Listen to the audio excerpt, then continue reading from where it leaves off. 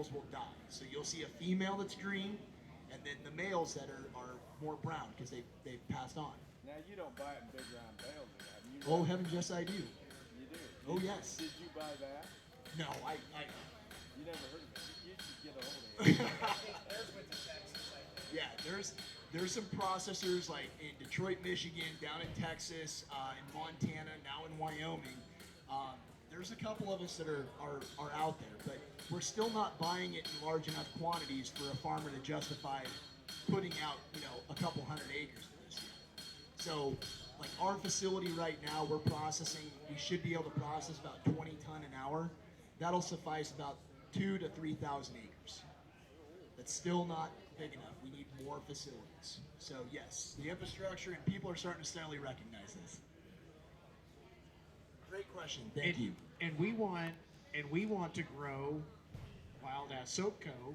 so that we are demanding a lot of hemp seed oil, cold pressed hemp seeds from right here, Southwest Nebraska, Northwest Kansas.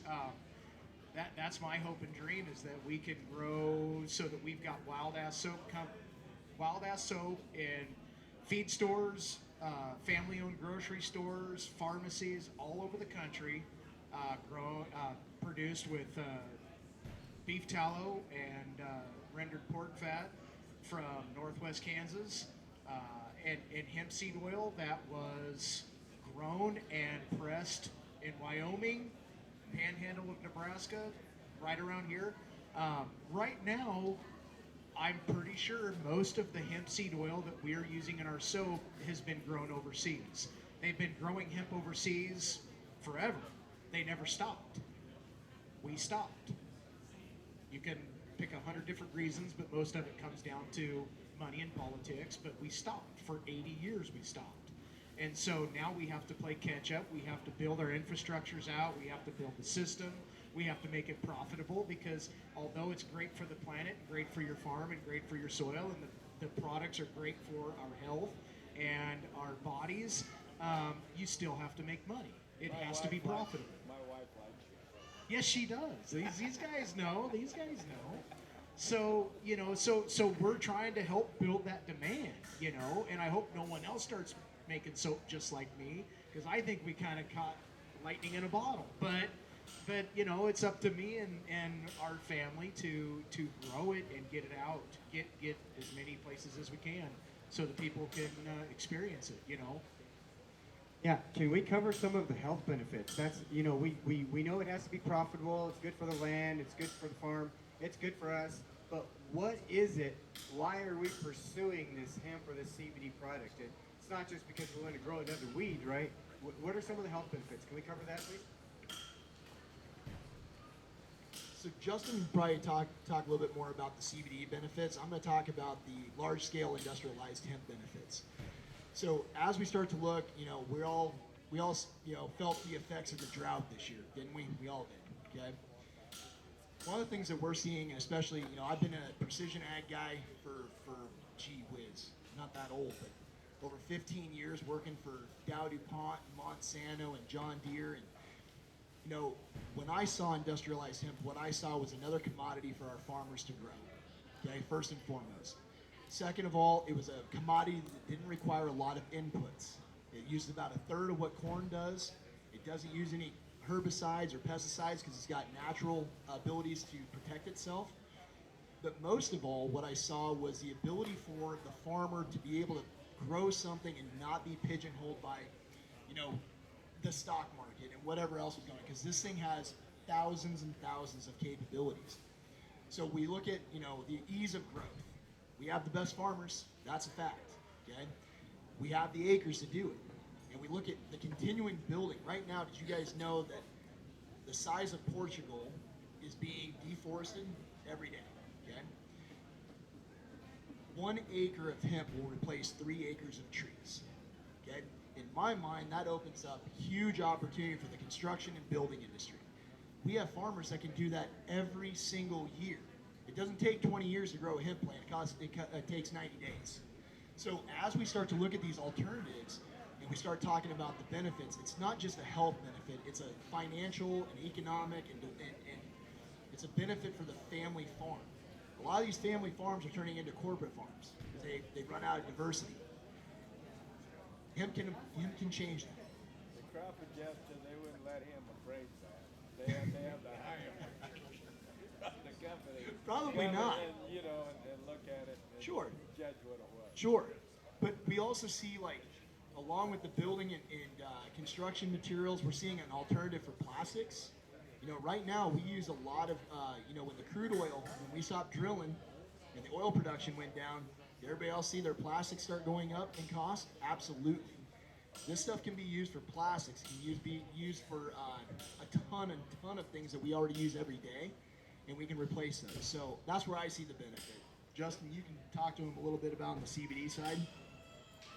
I mean, we can talk CBD and the hemp seed oil, and a lot of people get those two confused. And I mean, 10 years ago, I probably wouldn't have known what we're talking about. But, to be specific, CBD can be infused into an oil, and it can exist in a lot of different forms. But when I'm talking hemp seed oil, I'm talking about a non-CBD type plant, like an industrial type plant that was pollinated by the males, and it's growing grain. And so what you can do, and there's a lot of dual purpose varieties out there, I think, but I'm talking hemp seed oil. I'm talking about something that has never been outlawed in the United States.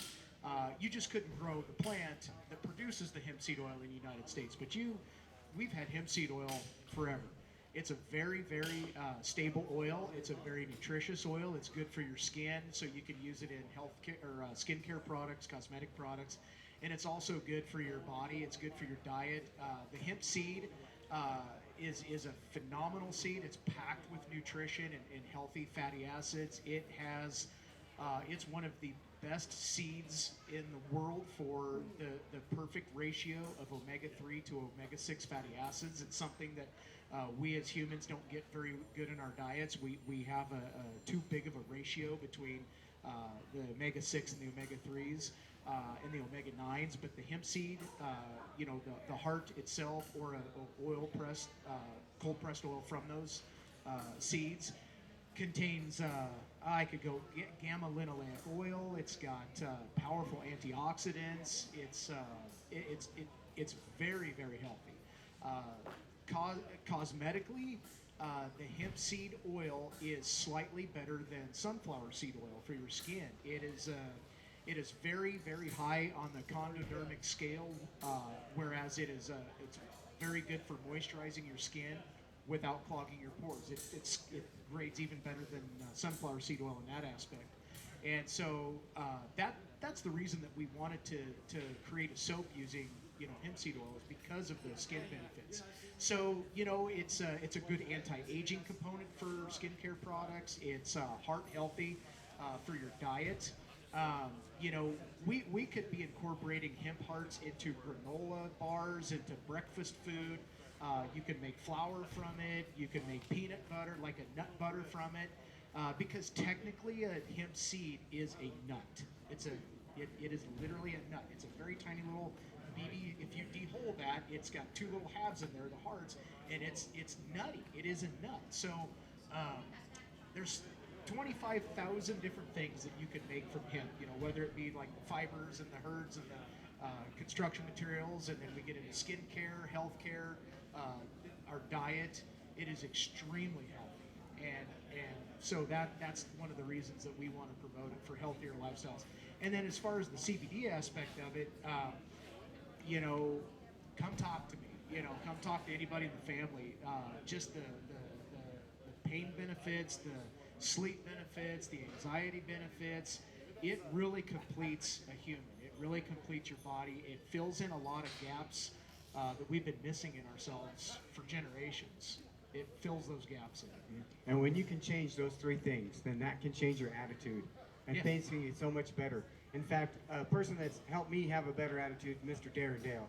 And I just want to ask Darren, do you want to tell us why did you start incorporating hemp into these farm and ranch shows after all? Say a few words about that. Well, I sure could. Thanks, Brian. Appreciate it.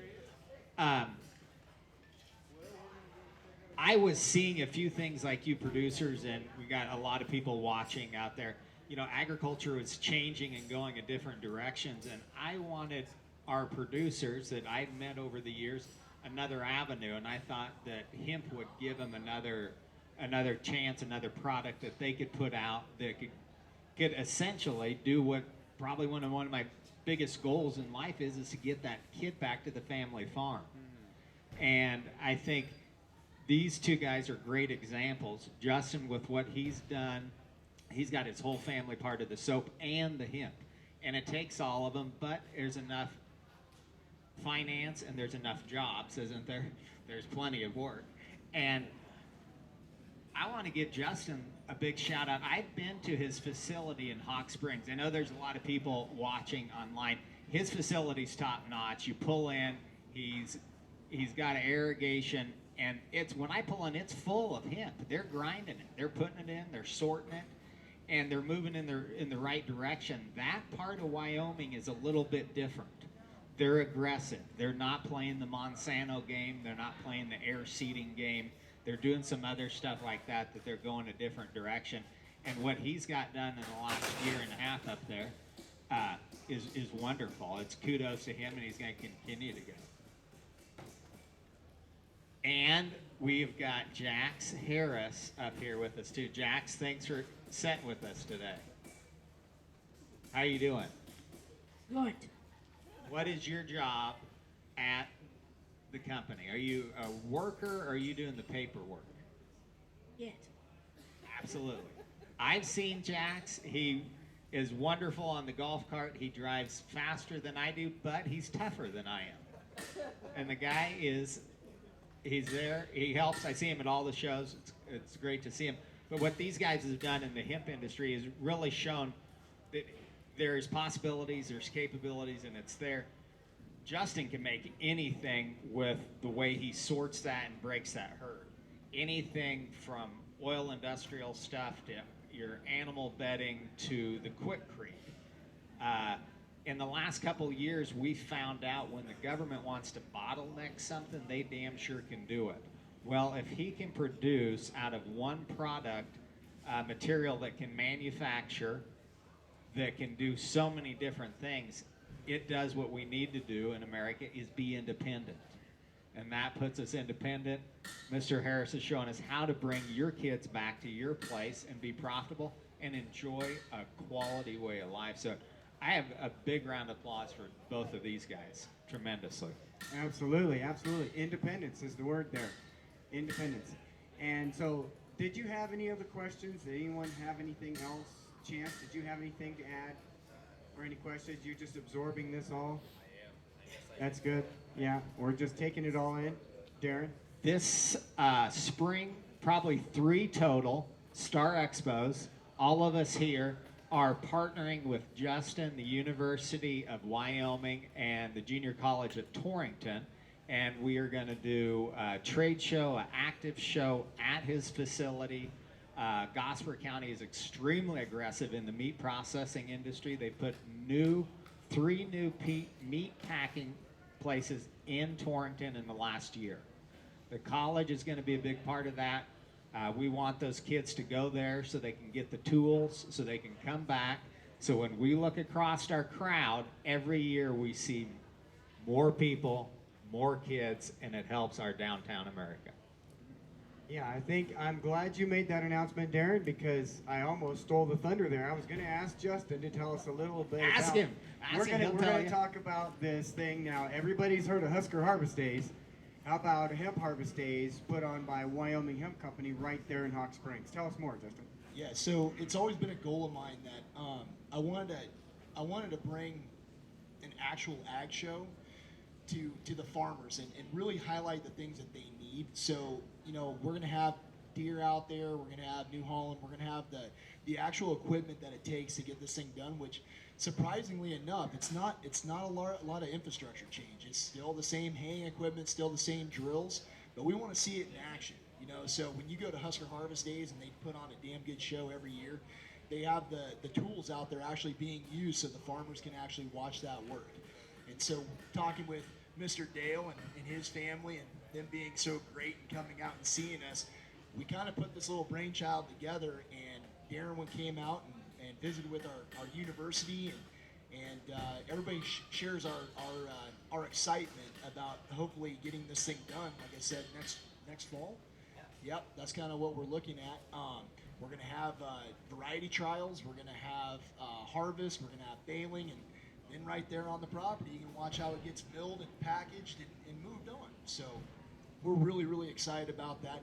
But I think the thing that I'm most excited about is, besides having Darren and the crew out, is we really are going to highlight the other benefits of the farming side, and that's the carbon capture, that's the precision ag side, that's really where the farmers are actually going to see and get the benefit locally.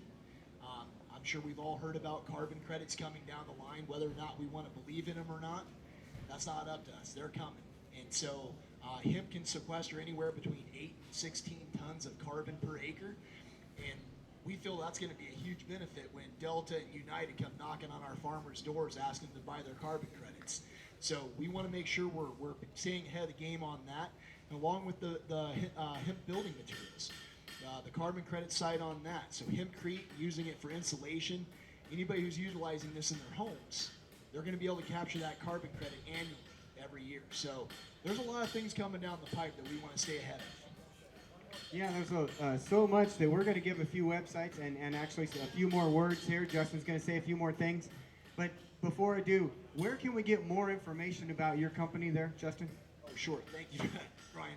So you can visit us on the web right now, greentreeag.com or hempbuilt.usa. Right now, as everybody's been saying, Wyoming Hemp Company, we are Green Tree Ag, but luckily for us, we acquired the Wyoming Hemp Company name, and we'll be making that transition here starting in 2023. Green Tree Ag, greentreeag.com for now. Eventually moving over to their new brand. You'll see a lot from them, Wyoming Hemp Company. And Justin, you had something else. Yeah, just one more thing. Like Justin just brought up the carbon capture, carbon sequestration. As a former agronomist myself, I used to work in the ag industry and peddle a lot of things, chemicals, synthetic fertilizer, and seed. Possibly. So I'm going to say one thing, and things are changing, and that carbon capture is coming. And I just want to, it's one of those things. I think it's a tough pill to swallow, because when a person hears that, you might want to think about changing some things, it doesn't imply that you're doing anything wrong. There's a lot of things that I wish I would have learned at my agricultural university that either they didn't know or they didn't want to tell us. And I don't really care which one it is, but I know now that we know different things than we knew 25 years ago. Things are changing, and it's coming, and I feel like at some point we need to kind of advocate for those changes, because I think those changes are going to be important for our rural communities and for our future. If we don't make those changes, someone else will. Let's make eastern Colorado, southwest Nebraska, and northwest Kansas, consider those changes so that we can be here in 50 years, because it is a way of life that we like out here, and we don't want to leave. Well, we might want to leave right now, maybe in Texas or something. Today, it'd be nice. Yeah, but anyway. WildAssSoaps.com or WildAssSoapCo.com, either one. Find us on Facebook, @WildAss Soap, Wild Ass Hemp Farm. You type in Wild Ass, you'll probably likely find us. You will find him if you type that in.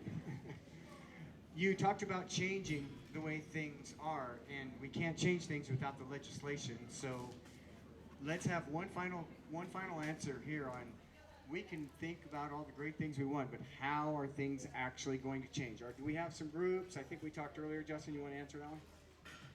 Yeah, so if you guys are interested in learning more, the Hemp Coalition, Hemp Feed Coalition, I'm going to give a shout out to Ken Elliott and Morgan Tweed up at IND Hemp. They are doing some phenomenal things for this country and moving this, and I mean the country. They've really taken it upon themselves to, take the slings and arrows and be the first to really move this thing along. And right now they're working on a exemption for farmers, which helps make the farming process a heck of a lot easier. So what we're looking at is, as long as you're growing certified seed, as long as you're registering those acres the right way and doing fiber and grain, what they're getting is they're trying to get, no more testing in field. That way, that mitigates that. No more background checks to help, kind of streamline that process. But I also believe that it's also going to help with the licensing process. One thing in Wyoming, our Department of Ag and our folks up there, Legislator Bunky Laux, who wrote that bill, our state did a really nice job of making sure that it was very easy. But unlike Wyoming, Nebraska, I know, makes it a little bit more difficult. Me being a Nebraska boy myself, I don't want to dog on it too bad, but there are some things that are hindering farmers out there right now, such as the licensing process, the fees that go along with this. This is another commodity. That's all it is. It's just another commodity that gives our farmers a more diverse catalog that they're able to grow with and dabble in. So I think anything that's going to help lessen those regulations and help our growers get more in tune and maybe get more assistance, that's going to be huge. So the Hemp Feed Coalition, look it up, and we'll try to provide some more information. Great. Yeah, there are a lot of organizations, so you can just go to your favorite search engine or do a search, or I'll just do a plug for our search engine. In 2004, I built a search engine for agriculture, so if you want to find agricultural stuff, agsearch.us is our search engine. So just 10-second plug there. Do we have any questions from the audience that we didn't cover? Yeah, thank you very much for your questions. Yeah, did you have any others? Anyone else? All right, did you want to add anything else? Anyone else? Darren, we'll go ahead and close with you. Everybody can see the camera. We can see out all you people that are online watching this, and there's quite a few, with the numbers pretty high. I want you to know that Ronnie Sandman is in the crowd. He's over here. He's watching this. He's taking it in. He's looking for golf partners this summer. So, Ronnie, he's a coach. Okay, so he is here, just so you know. And I want to tell Chance in front of everybody, thank you for all of your hard work. Chance is the president of Star Expos. We're lucky to have him. Like anything, we're lucky to have his time. Chance is one of the last American cowboys. He's got to help us drive truck, feed cows, do about 10 other jobs so he can be in agriculture and be a cattle rancher. So we appreciate you. There's a lot of guys out here getting tools. I appreciate you coming to the show. Thank you very much. I'll let Chance close it for us.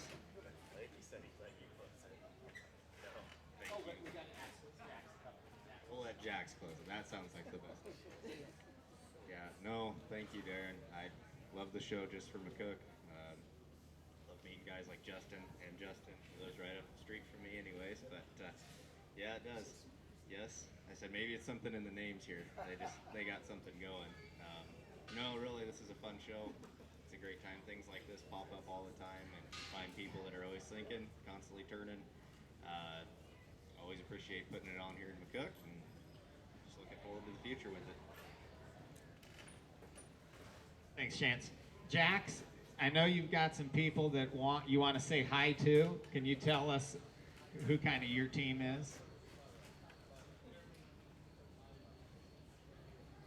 Dale, Mom, and Dad, Ning, and Dale, and Mama Tia, and your Papa,